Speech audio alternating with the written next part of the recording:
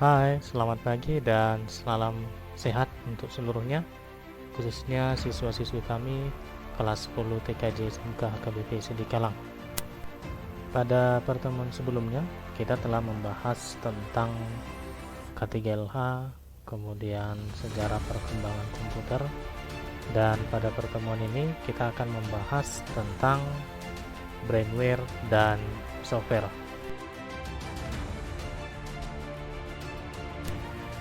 Tujuan dari pembelajaran kita kali ini adalah dapat menjelaskan pengertian komputer dan elemen-elemen penyusun sistem komputer. Yang pertama kita bahas di sini adalah tentang brainware atau sering disebut juga sebagai user. Jadi brainware itu merupakan manusia yang terlibat dalam mengoperasikan serta mengatur sistem komputer atau dapat juga disebut sebagai pengguna komputer. Jenis brainware ada dua.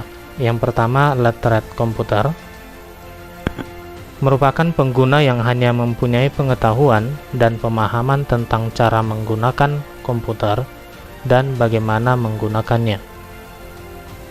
Yang kedua, kompeten komputer, menguasai terminologi komputer, menguasai fungsi sistem komputer, dan memiliki keterampilan menggunakan komputer.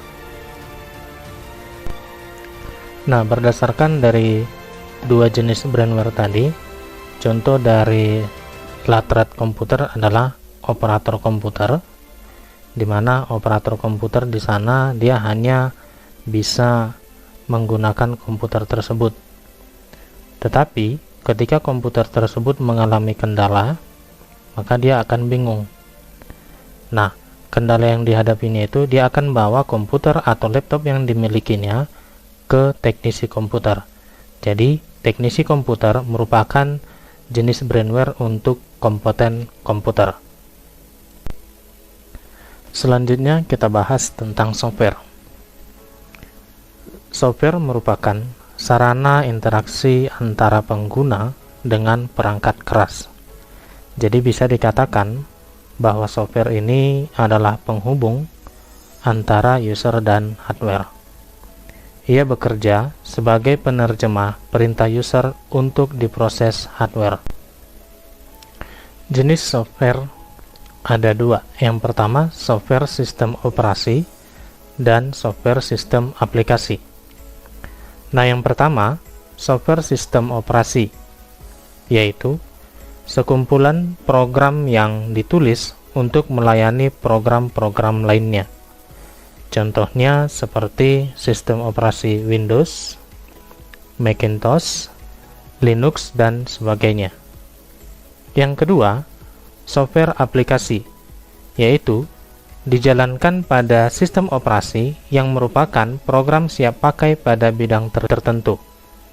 Contohnya seperti Microsoft Office, antivirus AVG, Google Chrome, Visual Studio, CorelDRAW, dan lain-lainnya.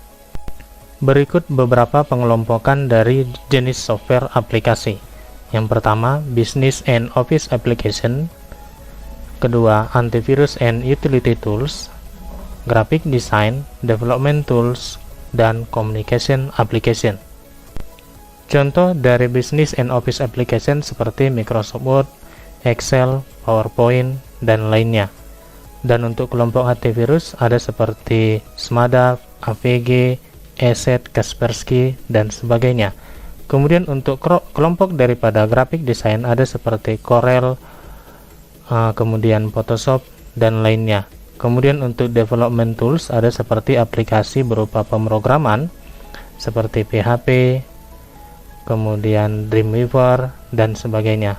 Dan untuk communication application ini ada contohnya seperti Chrome, Internet Explorer, Firefox, dan sebagainya.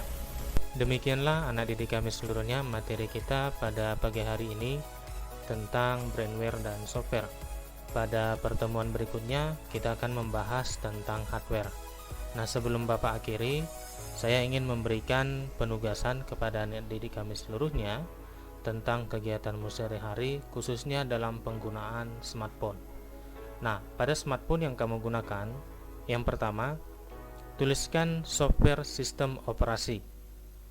Yang kedua, tuliskan minimal 3 contoh software aplikasi dari smartphone yang kamu gunakan. Baik, anak didik kami seluruhnya, akhir kata Bapak ucapkan terima kasih atas perhatiannya dan tetap selalu jaga kesehatan. Jangan lupa ketika Anda ingin keluar rumah selalu gunakan masker. Selamat pagi.